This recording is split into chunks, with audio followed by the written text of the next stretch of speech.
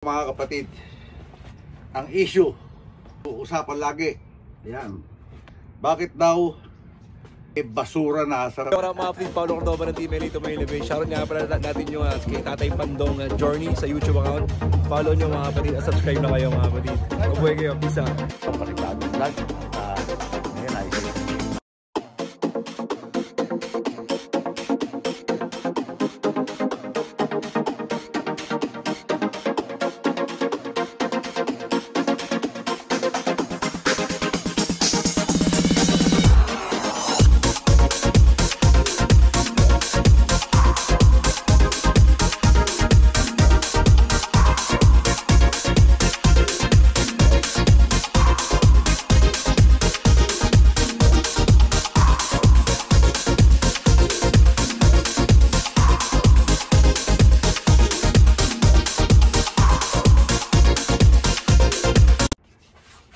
What's up mga kapatid? Good morning.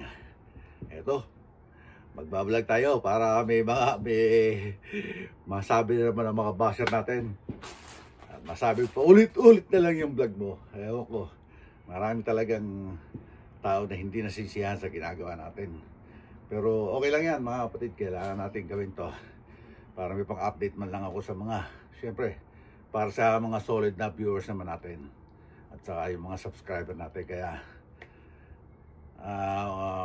magbablog tayo kahit na siguro paisa-isa para lang may pang-update, para hindi naman mawala yung ating channel. Kaya syempre bago natin umpisa ng vlog natin ngayong araw to mga kapatid, shoutout muna sa mga solid viewers natin yan, sa mga nagko-comment.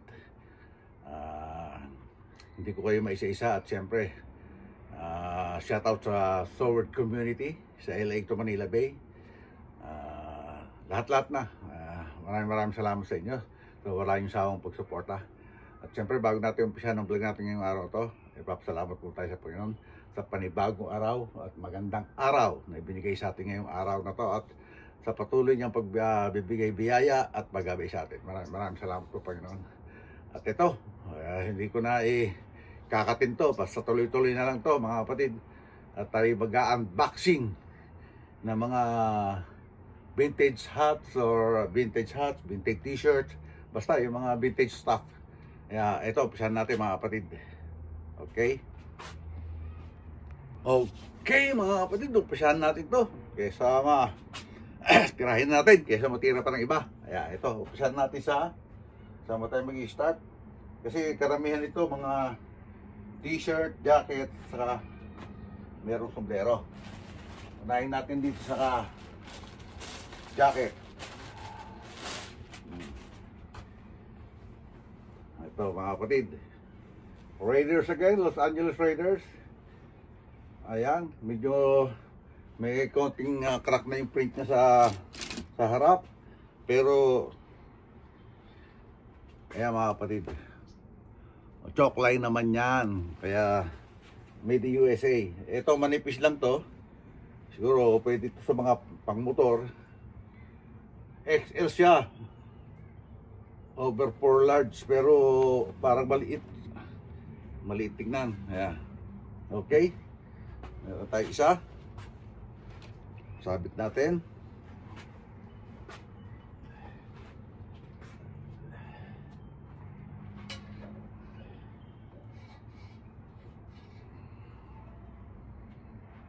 And then, ano pa ba? Marami yan eh.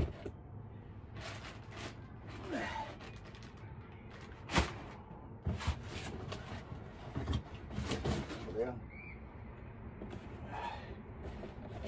Pero, dali lang mga kapatid.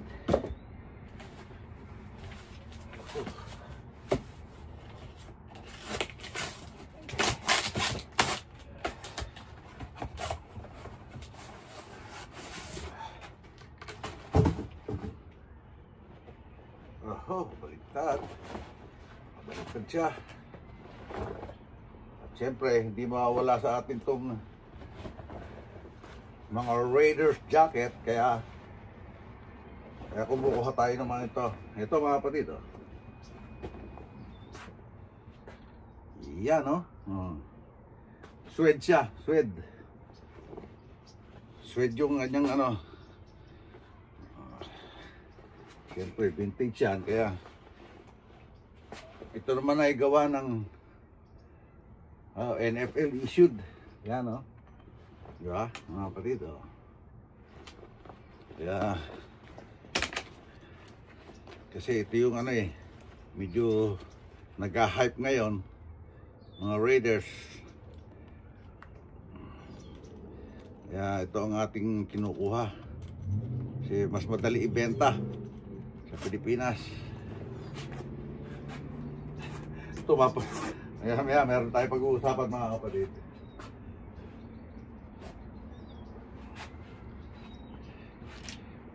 So sabi, meron kasing basher na lumabas. Kaya pag-uusapan natin yung mga kapatid. Ito, pakikita ko muna sa inyo.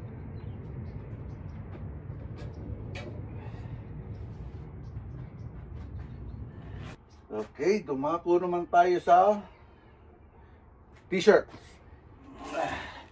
Dito tayo sa t-shirt. Kasi marami-rami itong ating AOP. Marami ang ating AOP. So, excuse me.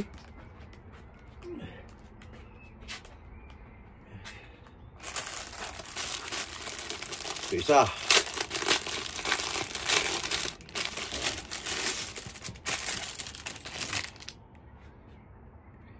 Ito gawa ng TJ's pero made in USA. Yan mga kapatid. Oh.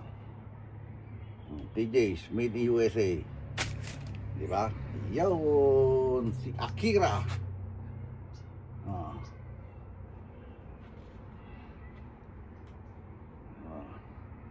AOP. Ayan o. Diba? Okay. Hanger uli natin.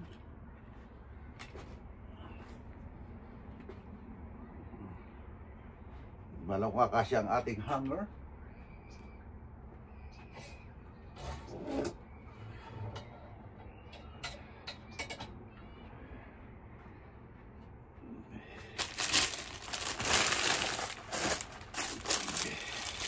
Okay, ito pa isa. Hindi ko alam bakit nga yung mga iba dyan. Siguro, yun yung mga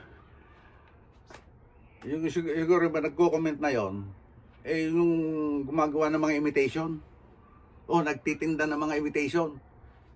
Kaya inaano lang, dahil naka-hype ngayon ng Carhartt sa Pilipinas, gusto nila i-down. Ayan, ito pa isa mga kapatid, oh. Ganon din yan, TJ's din ang may gawa, made in USA. Oh. Ayan, di ba? Rubberized yung print niya, rubberized.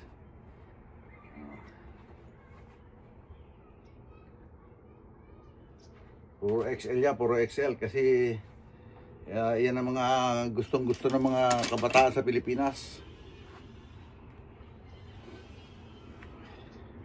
Pagsasabay-sabayin ko ng padala yan sa Pilipinas.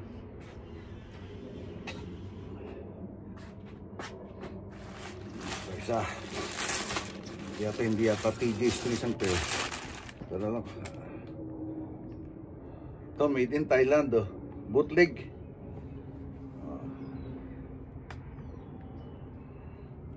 Ayan, oh.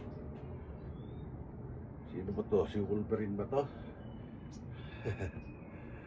Vintage bootleg. 100% cotton, made in Thailand. Diba?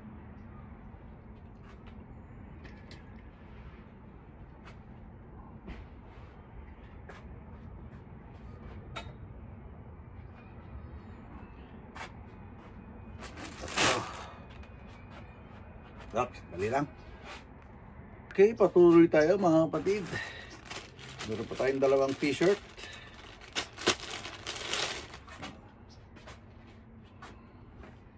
Uy, parang hindi tela nito. Ay, ito naman, pang naman to, pang Ray J, Bob Marley. Long sleeve ni Bob Marley. XL Reggie Original. Ito sa mga may init na lugar, ito ganitong ganitong mga tela. Kasi do sa lugar ni Bob Marley, tag-init doon.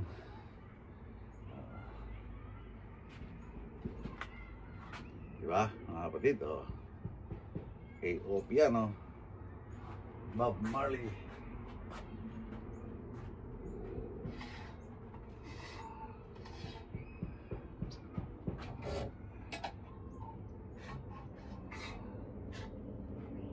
Okay.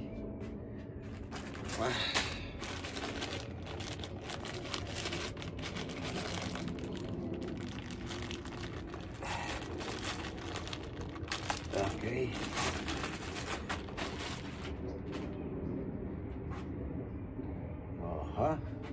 Si Johnny Holiday.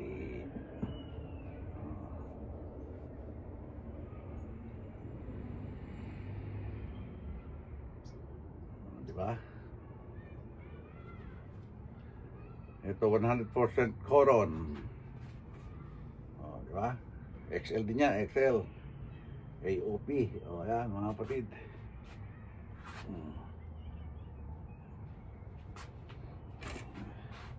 Tamang-tama na yung hanger natin, Wala na tayong t-shirt.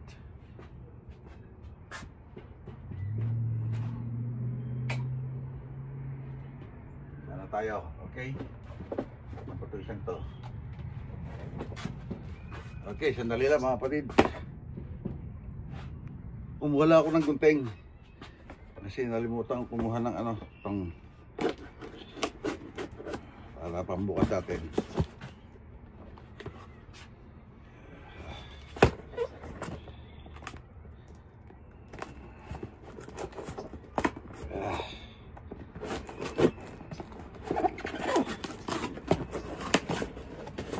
Sombrero pala to. At siyempre hindi mawawala ang kahiligan natin sa sombrero. Rockets, Houston Rockets. Ang tawag ko niya, laser to, laser.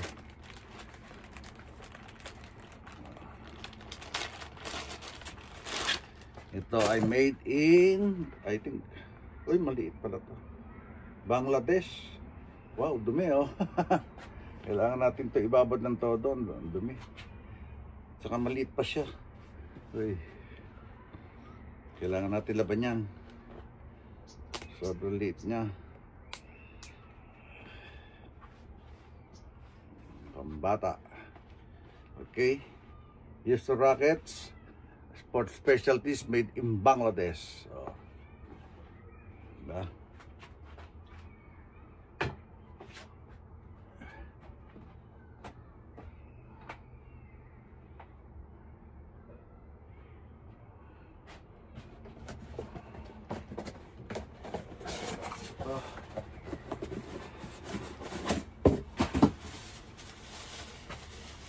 Balot.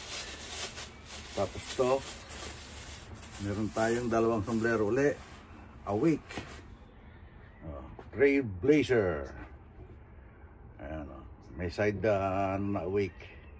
Ang alam ko, itong mga gawa ng Awake, limited rin lang to 950 siya. Made in China, 30% wool. Ayan, Rip City. Okay.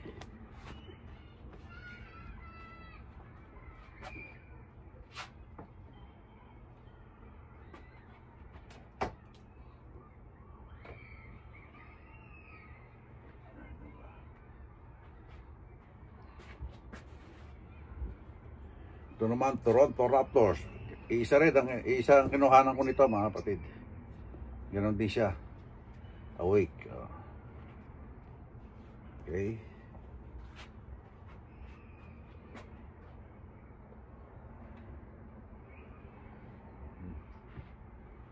And then, last but not the least,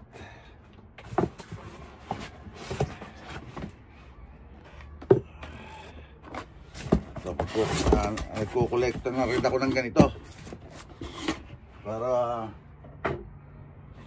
pag nagretiro na tayo sa Pilipinas, meron tayong kumbaga remembrance sa ating, siyempre ayan, nakita nyo na pala, Nike made in Vietnam. Hindi naman ako magsisinungaling eh, made in Vietnam to mga kapatid.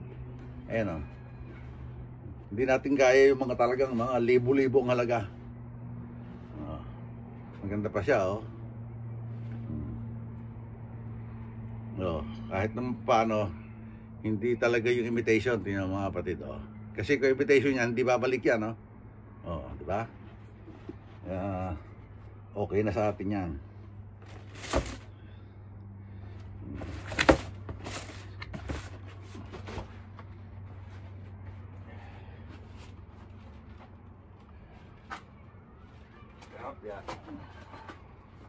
Okay, sandali lang mga kapatid. Meron pa pala tayong dinay-flex mga kapatid. Ito yung last. Siyempre, Nike pa rin. Pang araw-araw. Ayan. Diba? Slides. Baka i-bash nyo na naman. Sabihin nyo, mura lang sa Pilipinas. Depende yan sa gawa. Kasi merong gawa na, siyempre, marami na nag-i-imitate. Kaya ganon. Meron pa tayo isa, si Jordan. Ayan. Diba mga kapatid? Okay.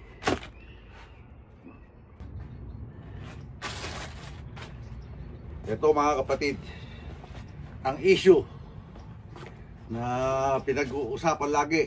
Ayan. Kasi sabi nila, bakit daw binibenta ng mahal sa Pilipinas, basura na sa mga dito sa Amerika, yung mga ganyan. Kasi rugs nga raw, rugs. Dahil nagamit na, yung mga hindi nakaka-appreciate ng vintage, sinasabi nila, doon nga sa katulad yun, meron siyang nagsabi, dito nga sa Barko Ikip, ginagawa lang basahan yan.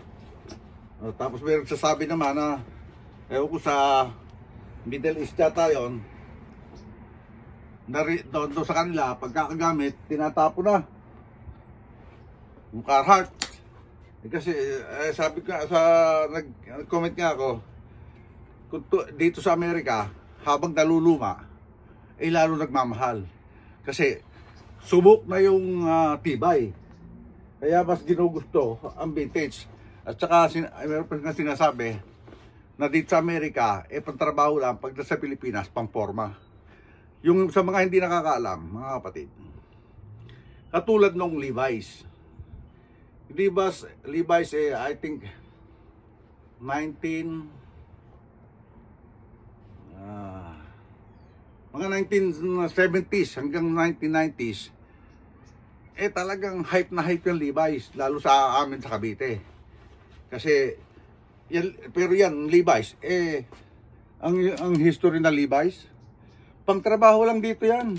Pati yung Wrangler, pangtrabaho lang dito yan sa Amerika. Pero ginawang pamorma doon sa Pilipinas, kaya nag-hype yan. Lalo na yung mga basta taga Cavite, yan ang kasi pupunta pa kami noon ng PX Good para lang bumili ng Levi's nung araw. Maraming na bakit daw mahal ang benta namin ng Carhartt. Ito nga, kung ito nung araw nakarating na kaagad sa Pilipinas, di noon pa hype na to. Kasi maganda isuot to, lalo pag sa may amin do sa Upland, malamig ang panahon. Kaya yung mga ganitong jacket, siguro yung sinasabi niya nga, sa Manila, kung mainit ang panahon, hindi ka magsusuot talaga ng ganitong kakapal. Pero sa lugar namin, talagang ito ay gamit na gamit. Yung mga kapal na damit na yan, dahil malamig sa lugar namin, malapit kami sa Tagaytay. Di ba? Yun lang masasabi ko mga kapatid. Kaya yung nagko-comment dyan, na yung basahan na rito sa ibang basa, Eh bakit binebenta pa ng mahal sa sa Pilipinas? Sa hindi nyo lang na yung ibang na hindi nakakaalam, mga kapatid, itong Carhartt ay humahalaga ng mahigit 100 dito, $100. Pinakamababa na yung 70-80, depende kung saan gawa. Oh. Tapos alam ka naman, ibenta namin doon ng 200 ang 300. Eh di lugi-lugi naman kami. Eh isishipping mo pa yan, di ba mga kapatid? Kaya doon sa nagko-comment na ganon, siguro hindi mo lang na-appreciate yung vintage. So sige, pwede ako makipag paligsahan sa'yo or challenge you. Bumili ka ng bago, ikumpara mo sa luma kung alin ang itatagal. Sa tahilang, sa kasi Carhartt talaga may lumalabas sa bago. Oh, may lumalabas sa bago ang Carhartt. Pero yung tibay hindi namin pagpapalit ang mga vintage na to. Dahil ito nga, subok na. Yung mga bago, siguro malabang mo lang ng mga hindi tatagal eh. Siguro, lalo nung ilagi mo washing machine, madaling masira. Eh ito, kaya meron pang sinasabi na ito raw, workwear na. Kaya minsan nagigitata na katulad yan dahil hindi masyadong nalalaban. Eh nung araw hindi naman masyadong uso yung mga washing machine eh. Alam nyo naman yan. New generation na yung washing machine. Kaya ito, pagka ito nilalaban, hinuhughog lang to sa sabon at hinuhughog din lang sa malinom na tubig. Hindi ginagamit dati ng mga washing machine to. Di ba? Okay? Sana may natutunan kayo mga kapatid kung bakit mas mahal ang vintage kaysa bago. Okay?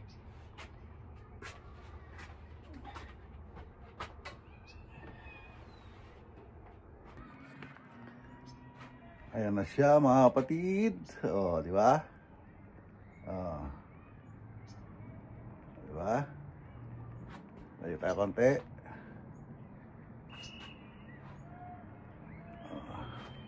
Nakakatog talaga ang ating kamay.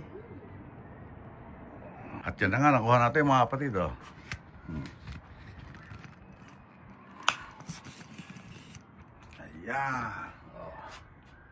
Diba?